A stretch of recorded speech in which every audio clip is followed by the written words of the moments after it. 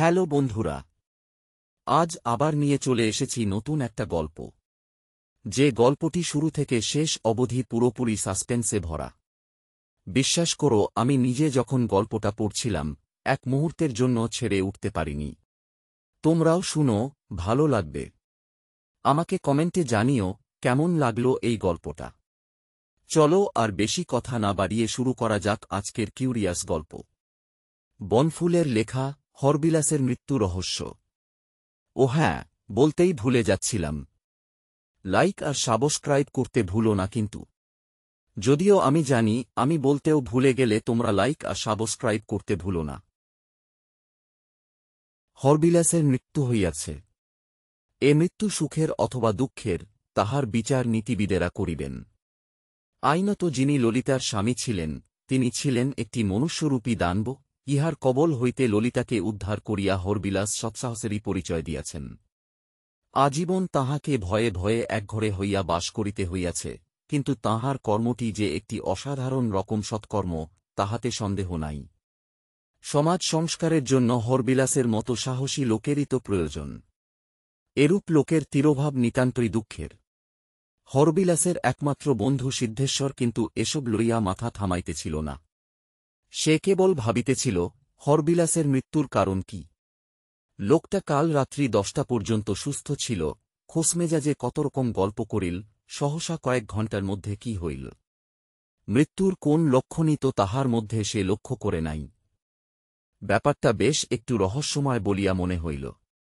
বিশেষত হরবিলাসের একটি কথা মনে হওয়াতে সিদ্ধেশ্বরের ধারণা হইল যে এ মৃত্যু স্বাভাবিক মৃত্যু নয়। হরবিলাস কথা প্রসঙ্গে তাহাকে একদিন বলিয়াছিলেন, ললিতাকে নিয়ে যখন এখানে চলে আসি তার কিছুদিন পরে বকেশ্বরবাবু আমাকে একটা চিঠি লেখেন। কি লিখেছিলেন জান? লিখেছিলেন, এর প্রতিশোধ আমি নেবই। জীবন দিয়ে আপনাকে এ পাপের প্রায়শ্চিত্ত করতে হবে। দূরে পালিয়ে গিয়ে নিস্তার পাবেন না।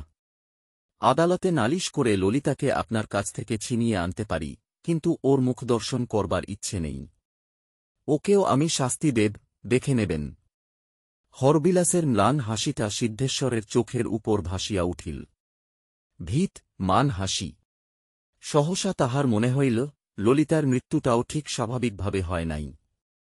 কে একজন অপরিচিত সন্ন্যাসী আসিয়া কি একটা প্রসাদ তাহাকে স্বহস্তে খাওয়াইয়া গিয়াছিল। সেই দিনই কলেরায় তাহার মৃত্যু হয়।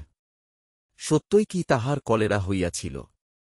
সেই সন্ন্যাসী যে বক্রেশ্বরের চর নয়, তাহাও তো নিশ্চয় করিয়া বলা যায় না। হয়তো প্রসাদের সহিত বিষ ছিল। বন্ধুর মৃত্যু সংবাদে সিদ্ধেশ্বর শোকাকুল হইয়াছিল। এইসব কথা চিন্তা করিয়া একটু উত্তেজিত হইল। তাহার মনে হইল ললিতার মৃত্যু সম্বন্ধে কোনো তদন্ত করিবার কথা কাহারও মনে হয় নাই।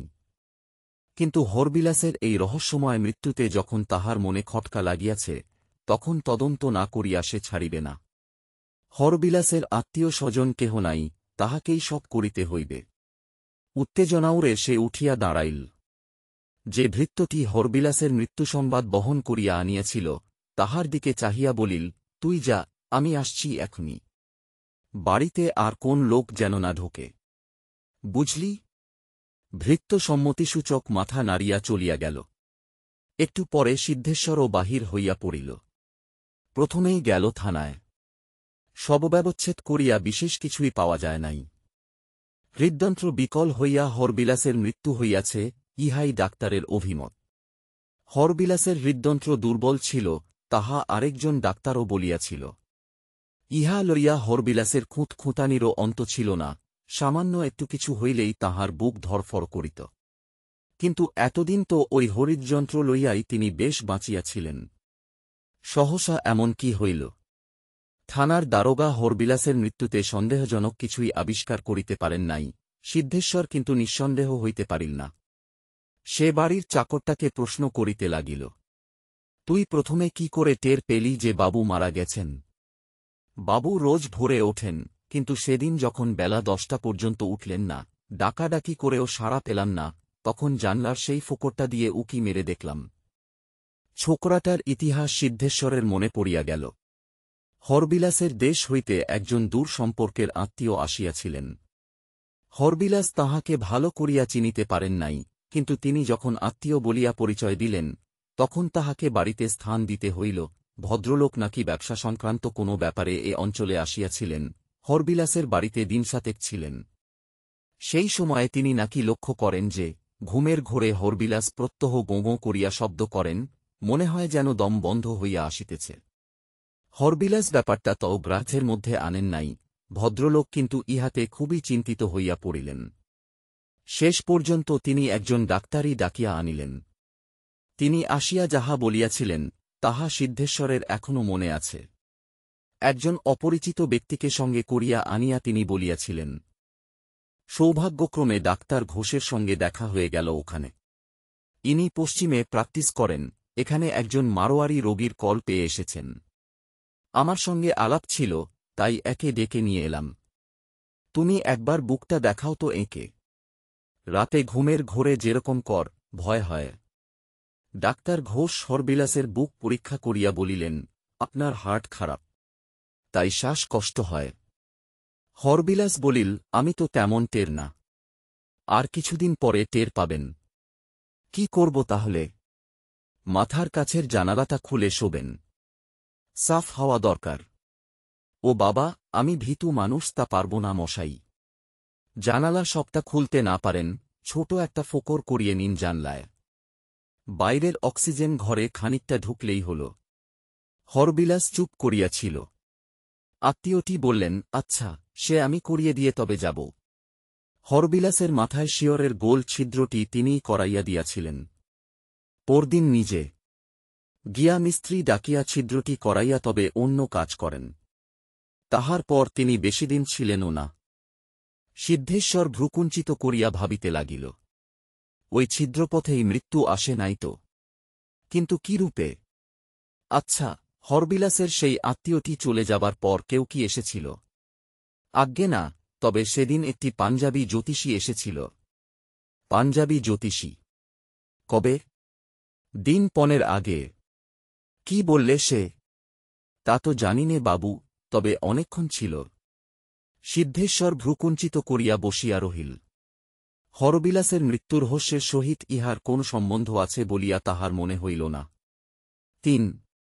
মৃত্যুর ৬ মাস পূর্বে হরবিলাস একটি উইল করিয়াছিলেন। উইলে ছিল যে তাহার মৃত্যুর পর তাহার সমস্ত সম্পত্তি বিক্রয় করিয়া বিশ্ববিদ্যালয়কে দেওয়া হইবে। ললিতা বৃত্তি নাম দিয়া বিশ্ববিদ্যালয়ে নারী শিক্ষা প্রসারের জন্য উক্ত টাকার সুদ হইতে একটি বৃত্তির ব্যবস্থা করিবে। তাহার মৃত্যুর পর সিদ্ধেশ্বর যদি জীবিত থাকেন, তাহা হইলে সিদ্ধেশ্বরই তাহার বিষয়ে প্রভৃতির বিক্রয়ের ভার লইবে। সিদ্ধেশ্বর যদি জীবিত না থাকে, গভর্নমেন্টের উপর এই ভার অর্পিত হইবে।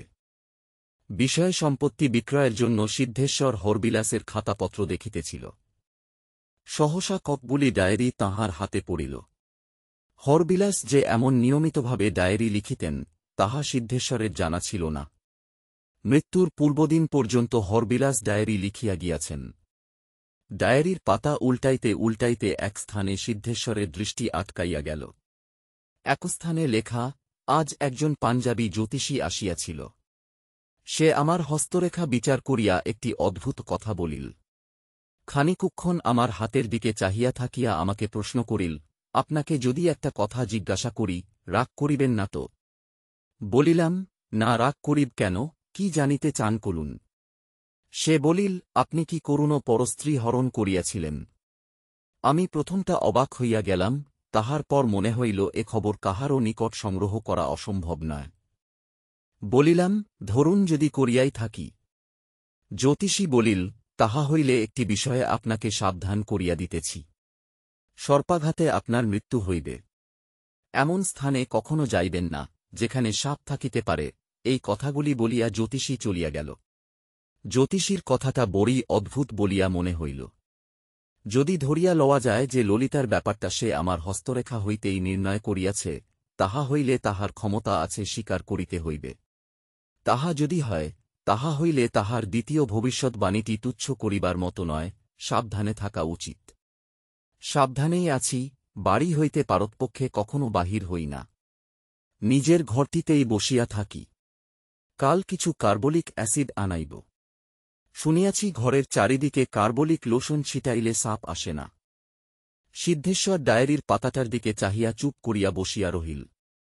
হরবিলাস যে কিছুদিন পূর্বে কার্বলিক অ্যাসিড আনাইয়া ঘরের চর্তুদিকে ছিটাইবার ব্যবস্থা করিয়াছিলেন, তাহা সিদ্ধেশ্বর আনিত। সহসা তাহার এ খেয়াল হইল কেন জিজ্ঞাসাও করিয়াছিল, কিন্তু কোন উত্তর আসে নাই। হরবিলাস একটু হাসিয়াছিল মাত্র। সিদ্ধেশ্বর ভাবিতে লাগিল, জানলার ওই ছিদ্রপথে শতাই কি সাপ ঢুকিয়াছিল। সর্পাঘাতে যদি তাহার মৃত্যু হইত, তাহা হইলে শবব্যবচ্ছেদের সময় কি তাহা ধরা পড়িত না।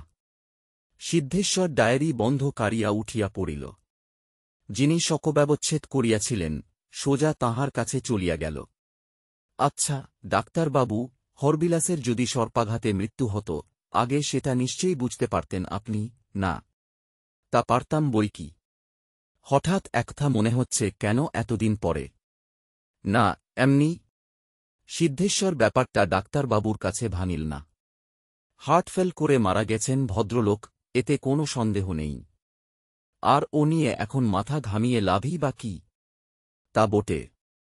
একটু অপ্রস্তুত হাসি হাসিয়া সিদ্ধেশ্বর চলিয়া আসিল, কিন্তু তাহার মনে একটা খটকা লাগিয়াই রহিল।